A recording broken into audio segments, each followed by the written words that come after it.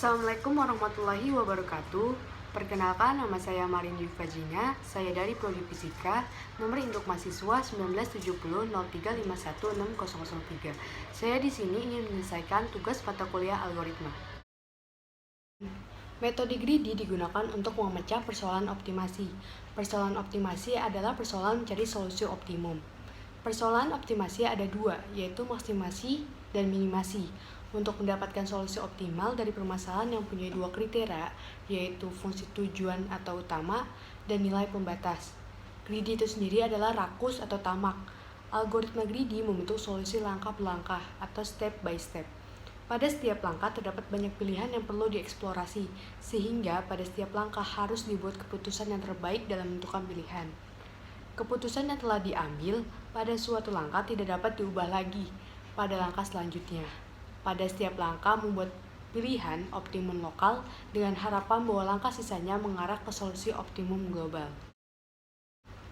Proses kerja metode greedy untuk menyelesaikan suatu permasalahan dengan n input data yang terdiri dari beberapa fungsi pembatas dan satu fungsi tujuan yang diselesaikan dengan memilih beberapa solusi yang mungkin atau feasible solution atau feasible set, yaitu bila telah memenuhi fungsi tujuan atau objektif.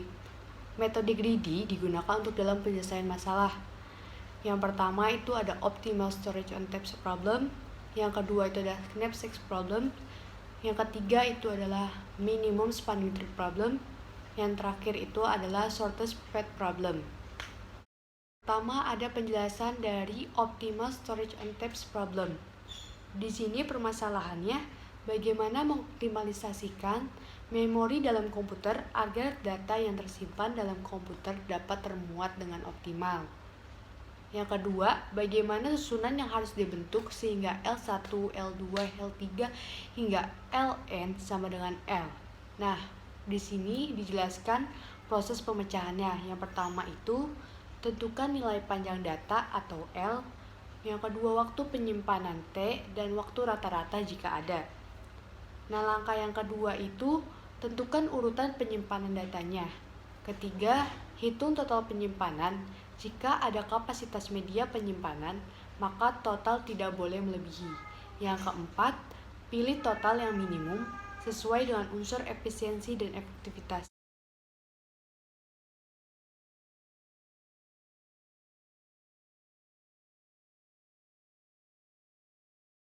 Yang kedua yaitu knapsack problem. Adalah suatu masalah bagaimana cara menentukan pemilihan barang dari sekumpulan barang di mana setiap barang tersebut mempunyai berat dan profit masing-masing, sehingga dari pemilihan barang tersebut didapatkan profit yang maksimum. Knapsack O/1 yaitu suatu objek diambil seluruh bagiannya atau tidak sama sekali. Cara terbaik agar menguntungkan bukan hanya dari hasil optimal tapi juga banyaknya langkah yang dibutuhkan. Penyelesaian dengan greedy yang pertama ada greedy by profit, greedy by wage, sama greedy by density. Yang pertama ada greedy by profit. Strategi ini mengharapkan keuntungan maksimal dengan cara memasukkan barang atau objek dengan nilai keuntungan terbesar terlebih dahulu ke dalam kantong. Jadi strategi ini hanya memperhatikan jumlah keuntungan dari sekumpulan barang dengan catatan berat barang yang akan dibawa tidak melebihi kapasitas kantong yang kita miliki. Yang kedua itu ada greedy by wage, yaitu pada strategi ini kita berusaha memasukkan barang sebanyak-banyaknya ke dalam kantong. Jadi barang atau objek yang mau dimasukkan terlebih dahulu adalah barang dengan bobot paling ringan terlebih dahulu. Dengan harapan dengan banyaknya barang atau objek yang terangkut, kita bisa mendapatkan keuntungan yang sebesar-besarnya. Ketiga itu greedy by density. Strategi ini mengharapkan keuntungan sebesar-besarnya dengan memasukkan barang yang memiliki keuntungan per unit sebesar PI bagi WI terlebih dahulu ke dalam kantong.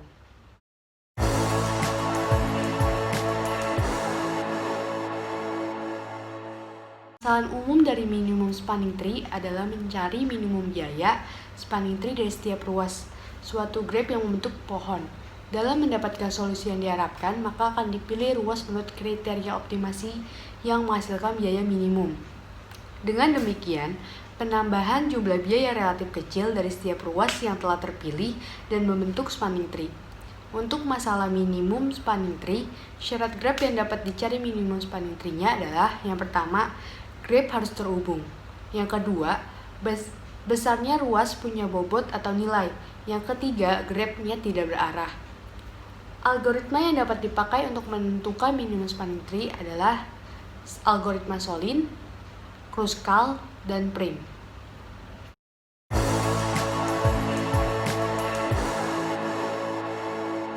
Yang terakhir ada shortest path problem. Permasalahannya di sini menghitung jalur terpendek dari sebuah graf berarah dan bagaimana mencari sebuah jalur pada graf yang meminimalkan jumlah bobot sisi pembentuk jalur tersebut. Ada beberapa macam persoalan lintasan terpendek, antara lain. Yang pertama itu ada lintasan terpendek antara dua buah simpul tertentu. Yang kedua itu adalah lintasan terpendek antara semua pasangan simpul. Yang ketiga adalah lintasan terpendek dari simpul tertentu ke semua simpul yang lain. Yang keempat itu adalah lintasan terpendek antara dua buah simpul yang melalui beberapa simpul tertentu.